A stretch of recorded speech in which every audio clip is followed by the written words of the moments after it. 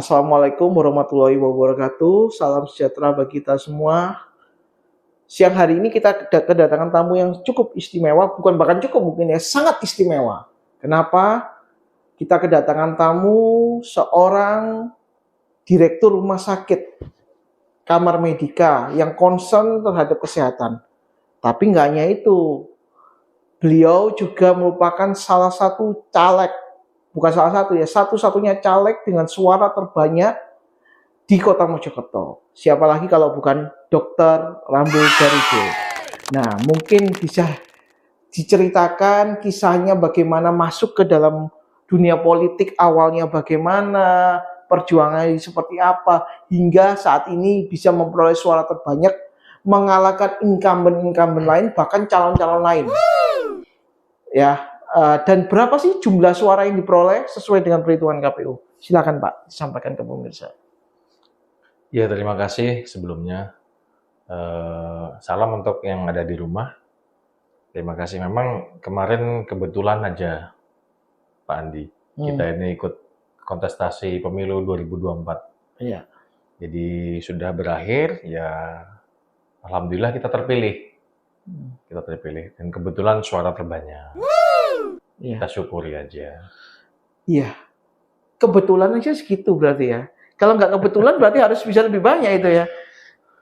Ya mungkin itu karena kerja keras tim yang pasti. Kalau saya ini kan, kalau kerja sendiri tidak mungkin ya kita bisa mendapatkan suara terbanyak atau yang banyak. Karena harmonisasi tim, mungkin juga karena kerja keras kita, dan juga kita direstui sama yang di atas. Kan itu sebenarnya. Jadi 3 momentum itu menjadi satu, alhamdulillah jadi terpilih. Suaranya berapa sih Pak total yang diperoleh sesuai dengan perhitungan KPU? Suaranya secara hitungan 2.568. 2.568. Memang kecil ya, karena Kota Mojokerto hanya 3 kecamatan. Iya, itu kan untuk di Dapil Magersari saja. Seperti itu. Iya.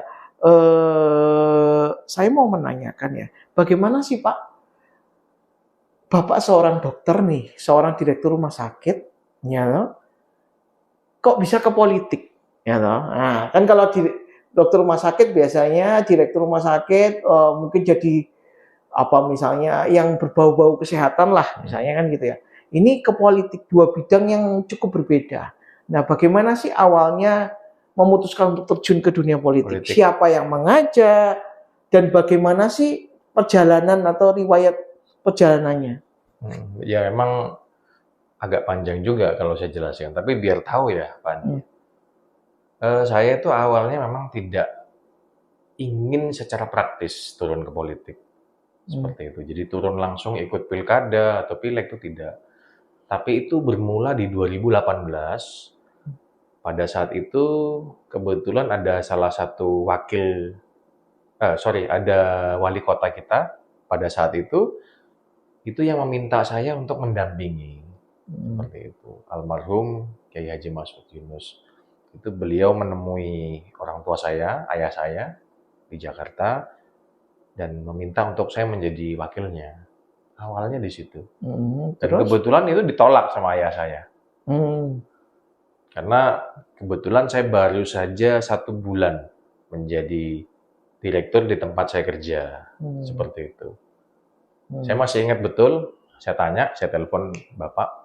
Bapak telepon saya, cerita, karena kamu diminta untuk begini, tapi saya tolak gitu. Saya tanya, loh kenapa Bes? Ya kamu udah konsentrasi di pekerjaan.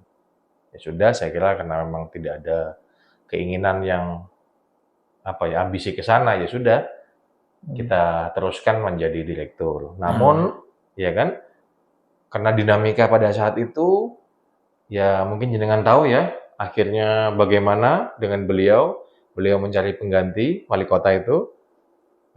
Beliau terpaksa tidak bisa mencalonkan pada saat itu. Nah, calon wakilnya beliau itulah yang akhirnya juga mengajak saya lagi atas rekomendasi Pak Wali Kota. Siapa ini Pak? Udah coba lagi minta ke ayah saya. Nah, disitulah ayah saya mengizinkan. Nah, kok bisa Pak? Itu waktunya berapa lama? Mungkin 3-4 bulan ya, 4 bulan. Nah, yang awalnya ya kalau bedanya 2-3 tahun mungkin oh ya sudah berubah ya, mungkin oh sudah layak nih anakku maju nih. Dari yang 2-3 bulan kok tiba-tiba diizinkan jadi wakil? Mungkin ayah saya pada saat itu berpikir kok anakku kok diminta sama 2 orang yang pada saat itu punya jabatan bergengsi. Kenapa? Apakah memang ini ya di situ anunya jalannya begitu. Seperti itu, akhirnya Bapak bolehkan. Setelah boleh, kita berdua ke DPP partai, sudah ada semacam, ya kira-kira kita gandeng lah. Calon wali kota ini mengundurkan diri. Begitu loh. Karena beliau ini dulu akadnya dengan wali kota ini wakil. Kan sekarang jadi wali kota dengan wakil saya. Akhirnya beliau mengundurkan diri. Nah, nama saya ini ketinggalan di DPP sana. Dari DPP telepon saya, kebetulan kita dari PDI kan.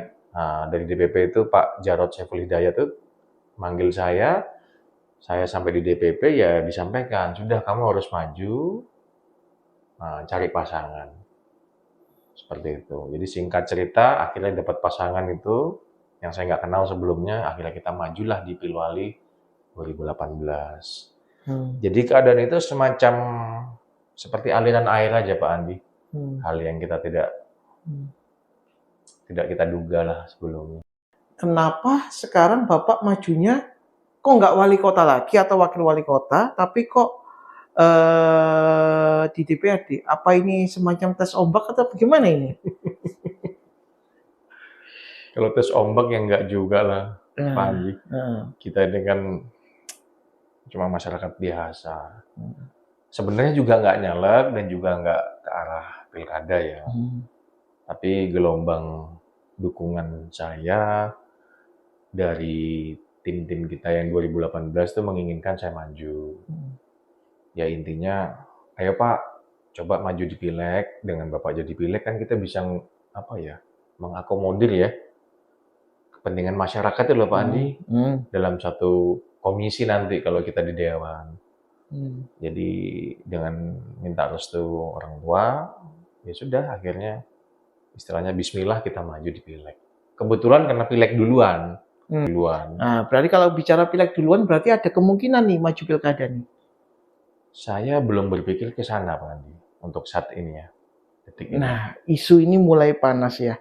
Jadi kalau saya melihat peta politik yang ada di Kota Mojokerto, di sosmed dan segala macam, infonya ada 2 calon wali kota yang akan maju, Ningita dengan Mas Junet, ya kan? Nah, tapi itu ya, yang beredar itu. Yang beredar nih, kita nggak tahu karena belum pendaftaran ya. Saya belum follow up. Ya. Nah, bagaimana? Apakah Bapak itu memang ada niat untuk maju juga atau bagaimana ini sebenarnya? Bapak saya karena ada 2 nama ini, bapaknya dimunculkan, anaknya juga muncul semuanya. Luar biasa ini.